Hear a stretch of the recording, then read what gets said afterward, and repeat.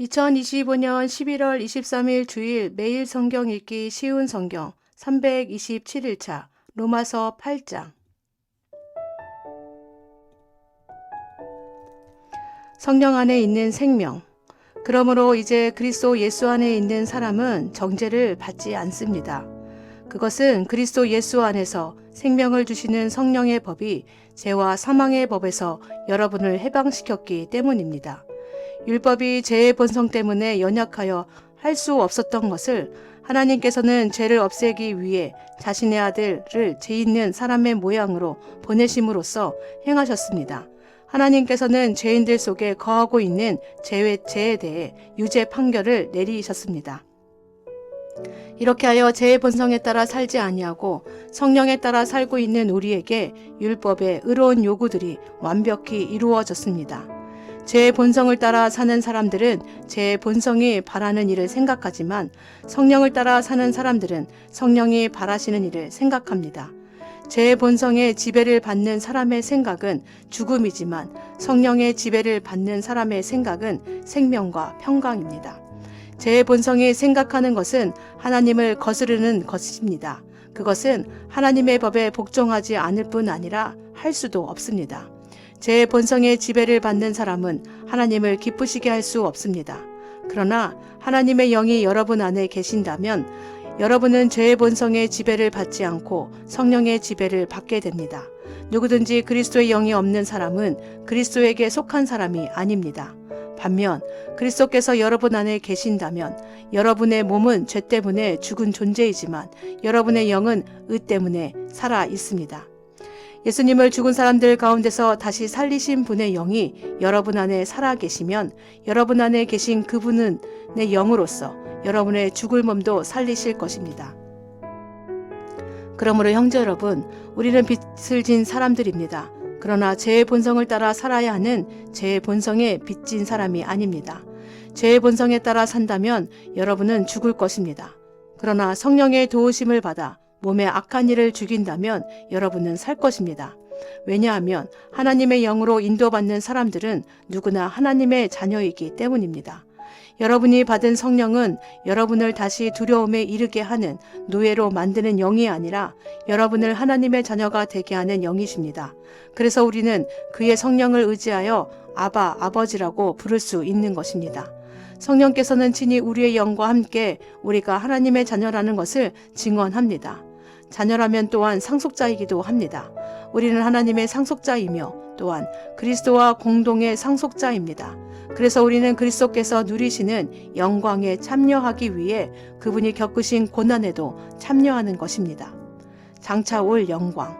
나는 현재 우리가 겪는 고난은 장차 우리에게 나타날 영광과 비교하면 아무것도 아니라고 생각합니다.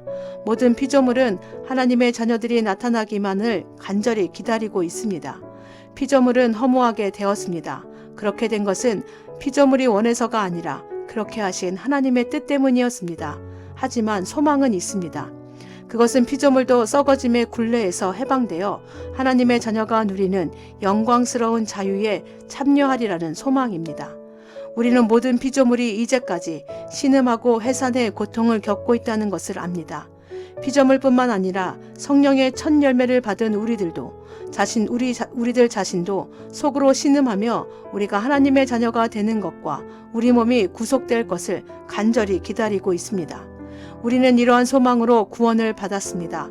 눈에 보이는 소망은 소망이 아닙니다. 보이는 것을 소망하는 사람이 어디 있겠습니까? 따라서 우리가 아직 보지 못한 것을 소망한다면 우리는 그것을 인내함으로 기다려야 합니다. 이처럼 성령께서는 우리의 약함을 도와주십니다. 우리는 무엇을 기도해야 하는지도 모르지만 성령께서는 말로 다 표현할 수 없는 간절함으로 우리를 위해 중보 기도를 하십니다. 사람의 마음을 꿰뚫어 보시는 하나님께서는 성령의 생각이 무엇인지를 아십니다. 그것은 성령께서 하나님의 뜻에 따라 성도들을 위해 중보 기도를 하시기 때문입니다. 우리는 하나님께서 모든 일을 하나님을 사랑하시는 사람, 즉 하나님의 목적을 위해 부르심을 입은 사람들의 선을 위하여 하신다는 것을 알고 있습니다. 하나님께서는 전부터 아셨던 사람들을 그분의 아들과 동일한 형상을 갖도록 미리 정하시고 하나님의 아들을 많은 형제들 중에서 맏아들이 되게 하셨습니다. 하나님께서는 미리 정하신 사람들을 부르셨고 부르신 사람들을 의롭다고 하셨고 의롭다고 하신 사람들을 영화롭게 하셨습니다. 하나님의 사랑, 이 점에 대해 우리가 무엇이라고 말할 수 있겠습니까? 하나님께서 우리 편이시라면 누가 우리를 대적하겠습니까? 자기 아들까지도 아끼지 않고 우리 모두를 위해 내어주신 분께서 그 아들과 함께 우리에게 모든 것을 은혜로 주지 않으시겠습니까? 하나님께서 택하신 사람들을 누가 고소할 수 있겠습니까? 의롭게 하시는 분은 하나님이신데 누가 감히 죄가 있다고 판단하겠습니까? 죽으신 분은 그리스도 예수이십니다. 그분은 죽으셨을 뿐만 아니라 다시 살아나 하나님의 오른편에 앉아 계시면서 우리를 위해 중보기도를 하고 계십니다. 누가 우리를 그리스도의 사랑에서 끊을 수 있겠습니까? 환난입니까? 아니면 어려움입니까? 핍박입니까? 그렇지 않으면 굶주림입니까? 헐벗음입니까? 위험입니까? 아니면 칼입니까? 성경에 기록된 것처럼 우리는 하루 종일 주님을 위해 죽음에 직면하고 있습니다. 우리는 도살당할 양과 같은 대접을 받았습니다. 그러나 우리는 우리를 사랑하신 하나님을 힘입어 이 모든 것을 이기고도 남습니다. 나는 확신합니다. 죽음이나 생명이나 천사들이나 하늘의 권세자들이나 현재일이나 장래일이나 어떤 힘이나 가장 높은 것이나 깊은 것이나 그 밖에 어떤 피조물이라도 우리를 우리 주 그리스도 예수 안에 있는 하나님의 사랑에서 끊을 수 없습니다.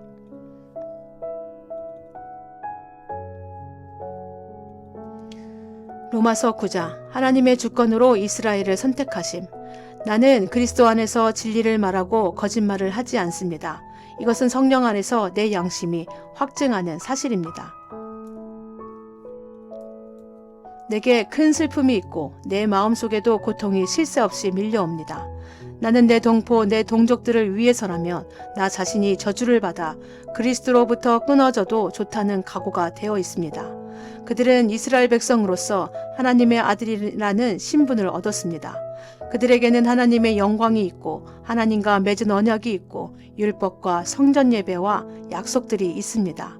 족장들이 그들의 조상들이며 그들의 혈통에서 그리스도께서 나셨습니다. 그리스도는 만물 위에 계시는 하나님이시며 영원토록 찬양을 받으실 하나님이십니다. 아멘. 하나님께서 그들에게 하신 약속이 실패로 돌아갔다는 것이 아닙니다. 이스라엘에게서 태어난 사람이라고 해서 다 이스라엘 백성인 것은 아닙니다. 아브라함의 자손이라고 해서 다 아브라함의 자녀인 것은 아닙니다. 하나님께서는 이삭에게서 난 자라야 내 자손이라 부르리라고 말씀하셨습니다. 다시 말해서 자연적인 출생에 의해 태어난 아브라함의 자손이 하나님의 자녀가 되는 것이 아니라 약속의 자녀라야만 아브라함의 자손으로 여김을 받게 된다는 말입니다. 하나님께서 아브라함에게 하신 약속은 이러합니다. 정한 때가 되어 내가 다시 오리니 사라가 아들을 낳을 것이다. 그뿐만이 아닙니다.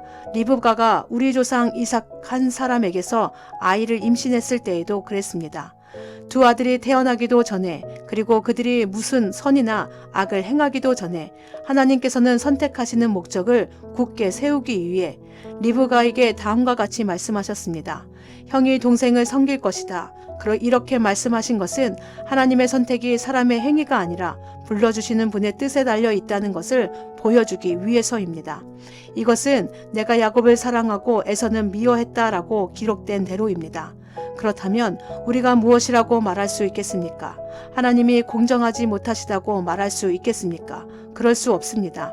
하나님께서 모세에게 내가 자비를 베풀고자 하는 사람에게 자비를 베풀고 불쌍히 여기고자 하는 사람을 불쌍히 여기겠다라고 말씀하셨습니다. 그러므로 모든 것이 사람의 요구나 노력에 달려있는 것이 아니라 하나님의 자비에 달려있는 것입니다. 이런 이유로 하나님께서는 파라오에게 내가 너를 왕으로 세운 것은 너를 통해 내 능력을 나타내고 내 이름을 온 땅에 두루 전하기 위함이다 라고 말씀하셨던 것입니다. 그러므로 하나님께서는 그분의 뜻대로 어떤 사람에게는 자비를 베푸시고 또 어떤 사람은 완고하게도 만드십니다. 하나님의 분노와 자비. 그러면 여러분 중에서는 나에게 이렇게 말할 사람이 있을지 모르겠습니다. 그런데 왜 하나님께서는 우리가 잘못했다고 우리를 책망하시는가? 하나님의 뜻을 거스를 사람이 누가 있단 말인가? 그러나 사람이 무엇이기에 감히 하나님께 말대꾸한단 말입니까? 토기 그릇이 자기를 만든 사람에게 나를 왜 이렇게 만들었소? 라고 말할 수 있습니까? 토기 그릇을 만드는 사람이 똑같은 진흙으로 귀하게 사용할 그릇과 천하게 사용할 그릇을 만들 권한이 없단 말입니까? 하나님께서 진노를 나타내시고 그분의 능력을 사람에게 알리시기를 원하셨으면서도 멸망받기로 되어 있는 진노의 그릇들을 인내로써 참아주셨다면 어쩌겠습니까? 또한 하나님께서 그렇게 하신 것이 영광에 들어가도록 미리 준비하신 자비의 그릇들에게 그분의 풍성한 영광을 알게 하기 위해서였다면 어쩌겠습니까? 하나님께서 부르신 자비의 그릇이 바로 우리들입니다. 유대인 중에서만 부르신 것이 아니라 이방인들 중에서도 부르셨습니다. 호세아의 글에도 이런 말씀이 있습니다. 내 백성이 아니라고 말했던 사람을 내 백성이라 부르겠고 내가 사랑하지 않았던 사람을 사랑하겠다. 그리고 이런 말씀도 있습니다. 너희는 내 백성이 아니라고 그들에게 말한 그곳에서 그들은 살아계신 하나님의 아들이라고 불리게 될 것이다. 또한 이사야는 이스라엘에 관해 이렇게 외쳤습니다. 이스라엘 자손들의 수가 바닷가의 모래처럼 많을지라도 남은 자만 구원을 받을 것이다. 주님께서 약속하신 말씀을 이 땅에서 신속하고 철저하게 이루실 것입니다. 또한 일찍이 이사야가 이렇게 예언한 것과 같습니다.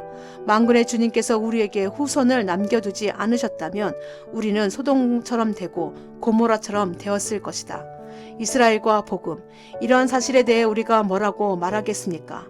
의를 추구하지 않았던 이방인들이 믿음에서 나오는 의를 얻었습니다. 그러나 이스라엘은 의의 율법을 추구했지만 그것을 얻지 못했습니다.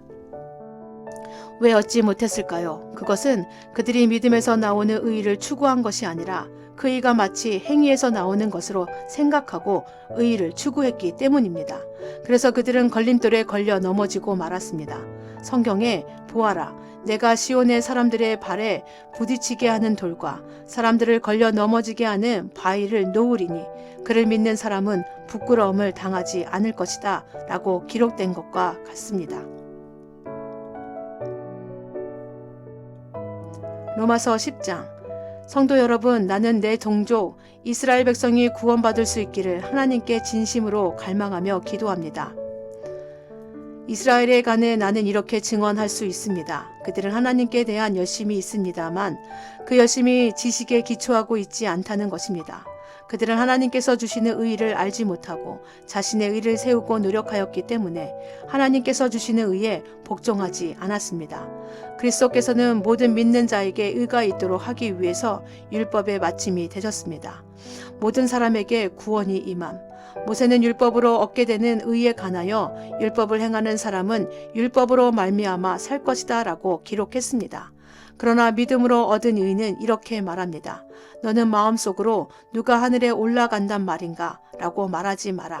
이 말은 그리스도를 땅으로 모셔 내려오겠다는 뜻입니다. 또는 누가 땅 아래로 내려간단 말인가? 라고 말하지 마라. 이 말은 그리스도를 죽은 사람들로부터 모셔 올리겠다는 뜻입니다. 성경이 무엇이라고 말합니까? 말씀이 내게 가까이 있으니 내 입에 있고 내 마음에 있다. 이것이 바로 우리가 선포하는 믿음의 말씀입니다. 여러분이 만일 여러분의 입으로 예수님은 주님이시다 라고 고백하고 또 마음으로 하나님께서 그리스도를 죽은 자들 가운데서 다시 살리신 것을 믿으면 여러분은 구원을 얻을 것입니다. 여러분은 마음으로 믿어 의롭다 함을 얻으며 입으로 고백하여 구원을 얻습니다. 성경은 이렇게 말합니다.